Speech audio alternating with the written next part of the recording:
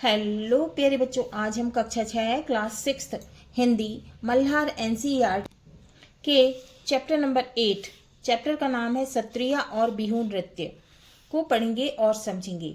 तो हमारे पाठ का नाम है सत्रिया और बिहू नृत्य। तो हम पाठ को शुरू करते हैं। भारत एक विशाल देश है, माने भारत क्या है, एक बहुत बड़ा देश है।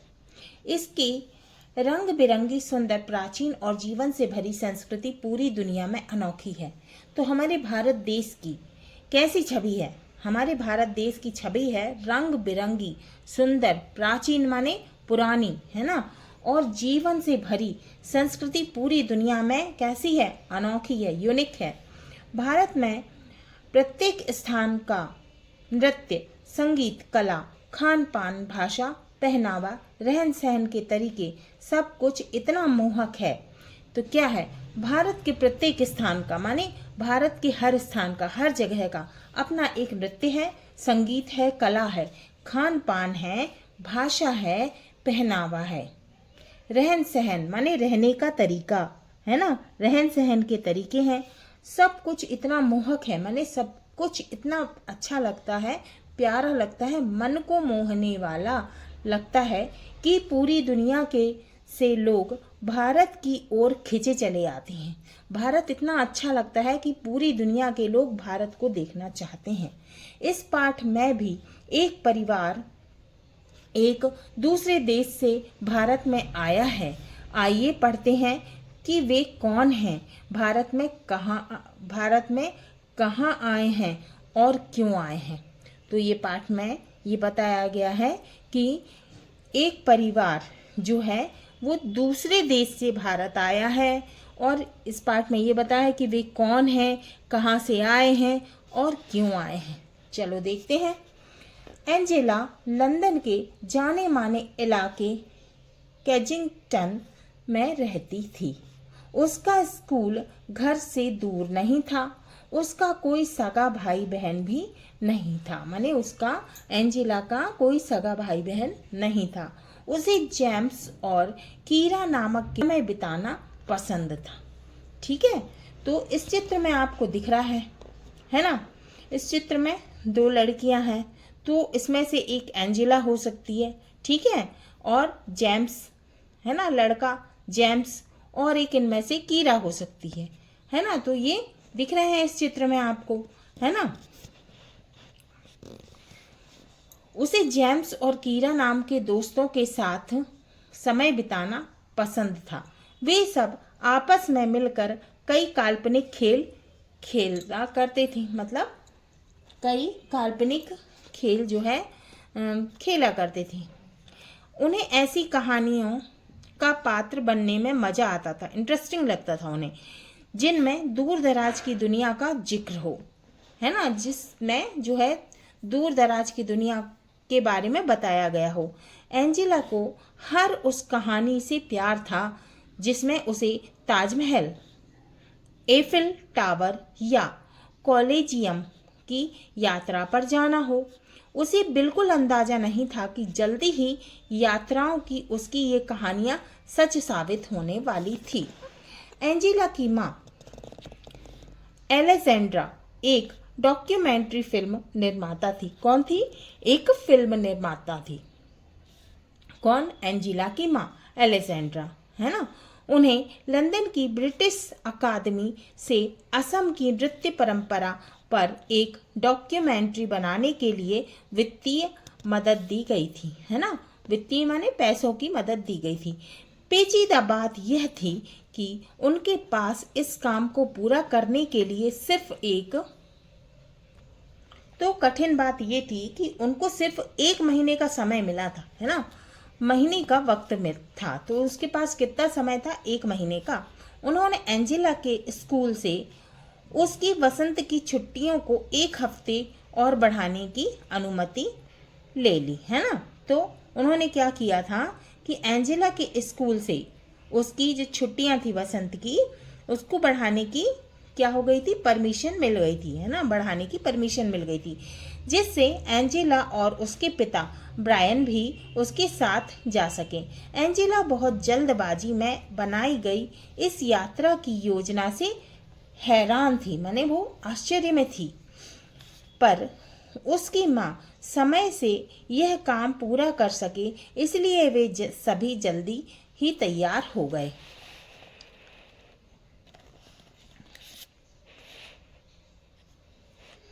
जब तक एंजेला कुछ समझ पाती, तब तक वह लंदन से नई दिल्ली होते हुए गुवाहाटी की उड़ान पर थी, है ना। तो देखो इस नक्शे में बताया गया है ना। लंदन से कहाँ पर आए थे उन लोग? गुवाहाटी। यात्रा के दौरान माँ ने एंजेला को असम की खूबसूरती के बारे में कुछ बातें बताई। असम भारत के उत्तर पूर्वी क्षेत्र में है, जिसे अपने वन्य जीवन माने वन के जीवन, रेशम और चाय के बागानों के लिए जाना जाता है। इसके साथ असम में नृत्य की भी एक समृद्ध परंपरा है ना। तो असम की जो है एक नृत्य डांस की एक समृद्ध परंपरा है। अलेक्जेंडर की डॉक्यूमेंट्री के केंद्र में असम के जनजीवन में नृत्य के महत्व को तलाशना था। तो जनजीवन क्या होता है? जनजीवन होता है लोगों का जीवन, है ना। तो असम के जनजीवन में नृत्य के महत्व को तलाशना था। वे जब यहाँ आए थे तब अप्रैल का महीना चल रहा था। असम में यह नए साल का वक्त था। कौन सा महीना? अप्रैल का महीना, ठीक है। वसंत के आने की खुशी में वे सभी एक त्योहार मनाते हैं, जिसे बिहू कहा जाता है। अब बिहू क्या है? एक त्योहार भी है और नृत्य भी है। एंजेला उसी रात इसे देखने जाने वाली थी। गुवाहाटी के एक होटल में सामान्य होने के बाद वे उसी शाम पास के एक गांव मलंग में गए। कौन से गांव गए थे वे सभी? मलंग, है ना। मलंग नामक गांव में गए थे। गांव पहुंचने पर माँ ने एंजेला को बताया कि बिहू एक कृषि आधारित त्योहार है ना। तो गांव जब वो पहुंच गए तो एंजेला की माँ ने उसे बताया कि बिहू एक कृषि आधारित त्योहार है। कृषि आधारित माने खेती से आधारित, है ना। भारत में जनसंख्या का एक बड़ा हिस्सा किसानों का है ना।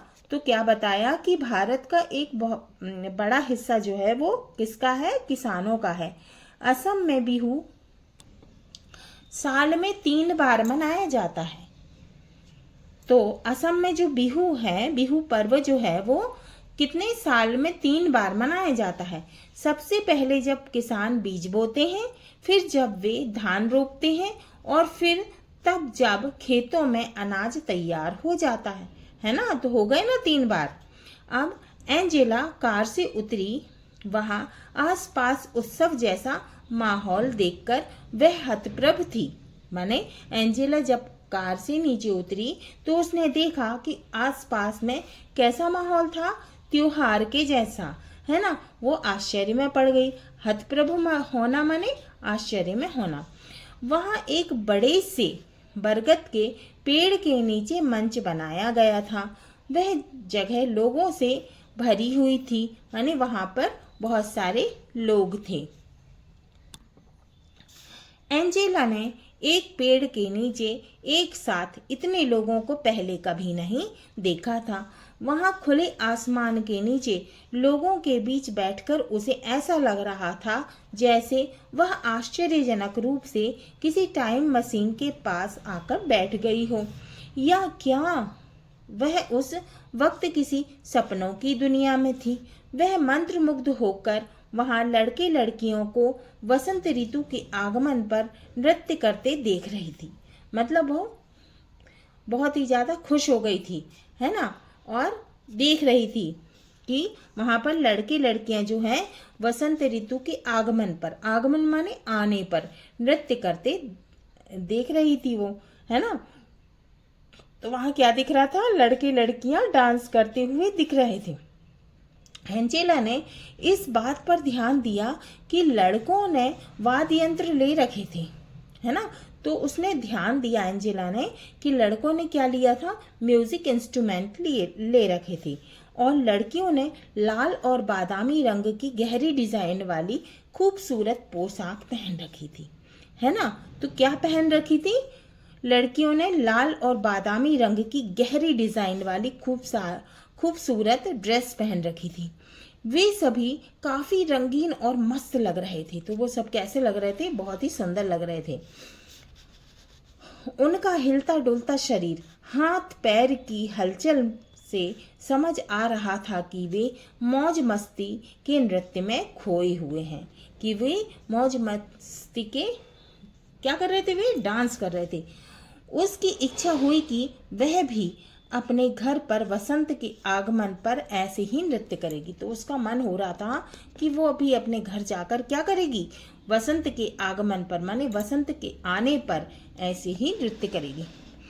अब इस चित्र में आपको दिख ही रहा होगा, है ना। ये लड़कियां जो हैं वो क्या पहनी है? साड़ी पहन रखी है इनने, है ना। और कैसी पहन रखी है उनने साड़ी? लाल और बादामी रंग की गहरी डिजाइन वाली, ठीक है। और ये जो लड़कों ने क्या ले रखा है? इंस्ट्रूमेंट ले रखे हैं, है ना, म्यूजिक इंस्ट्रूमेंट ले रखे हैं। बिहू नृत्य और इसके उत्सव से अचंभित एंजेला और उसके परिवार ने इसके साथ साथ लजीज पकवानों का पूरा आनंद लिया। तो अब क्या था? बिहू नृत्य और उसके त्योहार जैसे माहौल से अचंभित माने आश्चर्यजनक, है ना। आश्चर्य में वे आश्चर्य से देख रहे थे। एंजेला और उसके परिवार ने क्या क्या किया? लजीज पकवानों का पूरा आनंद लिया, माने बढ़िया बढ़िया डिशेस थी और उन्होंने उसको खाया, आनंद लिया। जब वे वापस लौटे तब माँ ने एंजेला से पूछा कि उसे बिहू कैसा लगा। एंजेला के मन में कई तरह के विचार चल रहे थे। उसे अच्छा लगा कि इस उत्सव में नृत्य दोनों को बिहू कहा जाता है ना। उसे अच्छा क्या लग रहा था कि इस उत्सव, है ना, उत्सव और नृत्य माने डांस, त्योहार और डांस दोनों को क्या कहा जाता था? क्या कहा जाता है? बिहू कहा जाता है ना। उसने माँ से पूछा कि क्या संगीत और नृत्य सिर्फ त्योहारों पर ही होते हैं?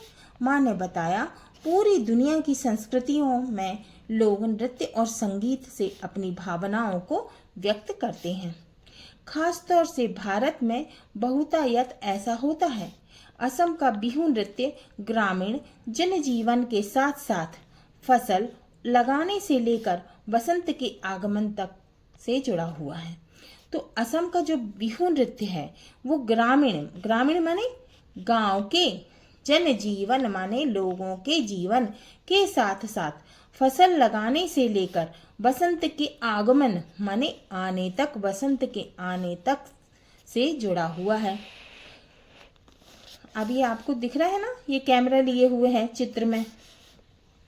एंजेला की माँ अगले कुछ दिन डॉक्यूमेंट्री के तथ्य जुटाने और साक्षात्कार लेने में व्यस्त थी। तो एंजेला की माँ जो थी वो कुछ दिन डॉक्यूमेंट्री के तथ्य जुटाने और साक्षात्कार, इंटरव्यू लेने में व्यस्त थी, बिजी थी, है ना, बिजी रही। एंजेला ने काफी सारी बातों पर दूर से गौर किया। उसने महसूस किया कि लंदन के जीवन से यहाँ सब कुछ कितना अलग था।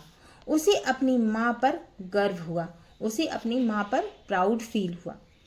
वे एक वैज्ञानिक कहानीकार की तरह हैं जो अपनी फिल्मों के द्वारा बहुत सी चीजें एक साथ दिखाते हैं। अगले दिन वे उत्तरी असम की तरफ रवाना हुए। अगले दिन वे कहाँ गए? उत्तरी असम की तरफ गए, है ना, जहाँ सभी सत्रों अर्थात मठों की पीठ है। वे सभी एक सत्र के पास रहने के लिए जाने वाले थे और सत्रिया नृत्य का फिल्मांकन करने वाले थे। जब वे दक्षिणापथ सत्र पहुंचे तब वहां उनकी मुलाकात रीना सेन से हुई। किससे हुई? रीना सेन से हुई थी, जो असम की एक जानी मानी लेखिका हैं, है ना। किससे हुई मुलाकात उनकी? किससे मिले वे? रीना सेन से। रीना सेन कौन है? लेखिका है। असम की एक जानी मानी लेखिका हैं। उस हफ्ते उन लोगों को रीना सेन के घर पर ही रुकना था। कहाँ रुके थे वे लोग? रीना सेन के यहाँ। रीना आंटी की एक बिटिया थी, अनु, है ना। अब उनकी एक बिटिया थी जिसका नाम क्या था? अनु। अनु और एंजेला ने तुरंत एक दूसरे की तरफ देखा। उन दोनों की ही उम्र कैसी थी? 10 साल की थी। दोनों कैसे थे? 10 साल के थे। अब ये जो आपको चित्र दिख रहा है, ये क्या है? दक्षिणापथ सत्र का सेक्टोरियम मांजुली में। अब अनु और एंजेला दोनों कितने साल की थी? 10 साल की थी। दोनों ने अंग्रेजी में बातचीत शुरू की, दोनों ने इंग्लिश में बातचीत शुरू की। अनु ने एंजेला को कुछ असमिया शब्द भी सिखाए। एंजेला को अनु के खिलौने बहुत अच्छे लगे, जो थोड़े अलग तरह के थे। गुड़िया, लकड़ी के खिलौने और नारियल की जटा से बने घर कितने अनोखे, माने बहुत ही यूनिक लग रहे थे, बहुत ही अच्छे लग रहे थे खिलौने। उसने लंदन में ऐसे खिलौने कभी नहीं देखे थे। किसने? एंजेला ने। ठीक है। अनु का पसंदीदा खिलौना लकड़ी का बना तीर कमान था, है ना। अनु को क्या अच्छा लगता था? लकड़ी का बना हुआ तीर कमान, जिसे लेकर उसे राम बनना बहुत अच्छा लग रहा था। एंजेला उसकी विरोधी बनी थी। शक्तिशाली रावण।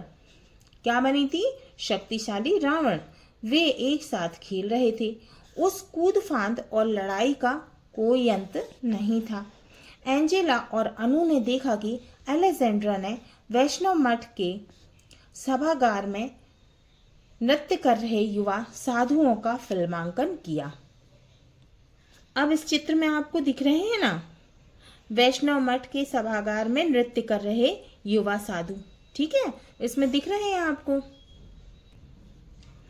एंजेला आश्चर्य से सोच रही थी कि क्या क्षत्रिय नृत्य सिर्फ लड़कों और पुरुषों के लिए है।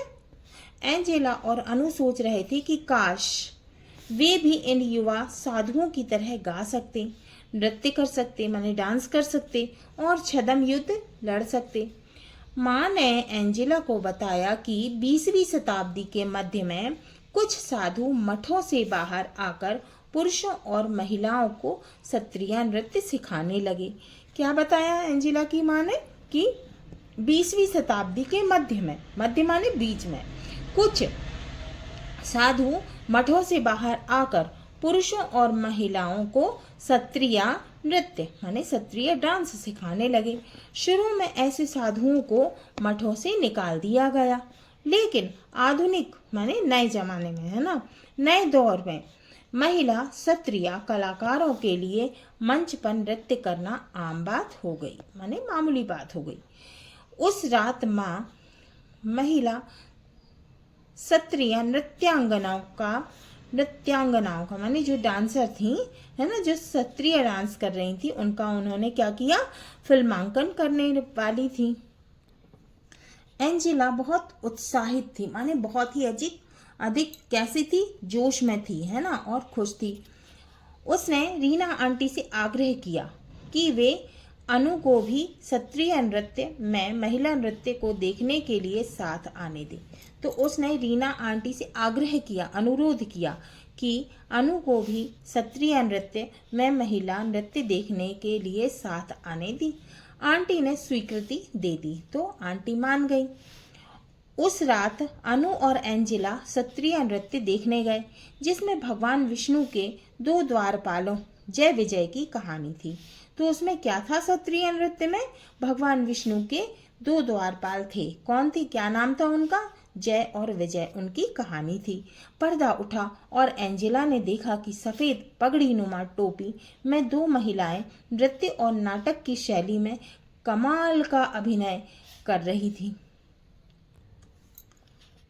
हैं। जैसे जैसे कहानी आगे बढ़ी, उन दोनों ने देखा कि जिस तरह जय और विजय ने कई बड़े ऋषियों को भगवान विष्णु से मिलने नहीं दिया, क्योंकि उस वक्त भगवान विष्णु सो रहे थे, है ना। तो क्या बताया जाता है कि जो जय और विजय थे उन्होंने क्या किया था कि ऋषियों को भगवान विष्णु से नहीं मिलने दिया था, है ना। क्योंकि उस वक्त भगवान विष्णु क्या कर रहे थे, सो रहे थे। वे ऋषि नाराज हो गए। अब वे जो ऋषि थे वो कैसे हो गए, गुस्सा हो गए, है ना, क्रोध में आ गए। उन्होंने जय विजय को असुर बनने का श्राप दे दिया। अब श्राप का मतलब क्या होता है, श्राप का मतलब होता है शाप या फिर किसी को बद्दुआ देना, है ना। दे दिया। भगवान विष्णु की नींद जब टूटी तब उन्हें अपने द्वारपालों को बचाने के लिए आना पड़ा। उन्होंने वचन दिया कि वे जय और विजय को मारकर उन्हें श्राप से बचा लेंगे। तो उन्होंने क्या किया, वचन दिया, है ना। उन्होंने प्रॉमिस किया कि वे क्या करेंगे, जय और विजय को मारकर, है ना, और श्राप से बचा लेंगे। बाद में जय और विजय दोबारा भगवान विष्णु के द्वारपाल बने। एंजेला को यह कहानी नाटकीय और दिलचस्प लगी। तो एंजेला को यह कहानी कैसी लगी, नाटकीय लगी और बहुत इंटरेस्टिंग लगी। सत्रिया महिला नृत्यांगनाओं ने जिस प्रकार की शक्ति, बल और आकर्षण प्रदर्शित किया, माने जिस प्रकार की शक्ति अर्थात ताकत, बल और आकर्षण प्रदर्शित किया, वह कैसा था, अद्भुत था, बहुत ही अच्छा था।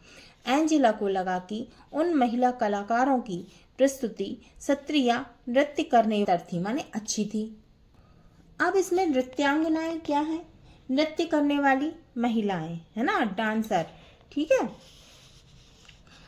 इसके बाद के दिनों में अनु और एंजेला के ख्यालों में बस सत्रिया नृत्य ही घूम रहा था, है ना। तो वो किसके बारे में सोच रही थी, दोनों, अनु और एंजेला, सत्रिया नृत्य के बारे में। उन दोनों ने स्वर्ग के द्वारपाल जय विजय की तरह हथियार और तलवार चलाते हुए नृत्य किया। अलेक्जेंड्रा बच्चों की इस उत्सुकता को समझ गई और वे उन्हें सत्रिया कलाकारों के होने वाले साक्षात्कार के साथ लेकर गई, है ना। तो कहाँ लेकर गई, अलेक्जेंड्रा बच्चों की इस उत्सुकता को समझ गई और वे उन्हें सत्रिया कलाकारों के होने वाले साक्षात्कार, है ना, इंटरव्यू में साथ लेकर गई। अब एंजेला और अनु बहुत खुश थीं। उन नृत्यांगनाओं के नाम प्रिया और रीता थे। वे लड़कियां, अब इसमें आपको दिख रहे हैं ना, ये डांस करती हुई कलाकार, है ना, ये दिख रहे हैं। अब वे लड़कियों को सत्रिया और बिहू की बहुत खूबसूरत मुद्राएं और बारीकियां सिखा रही थी।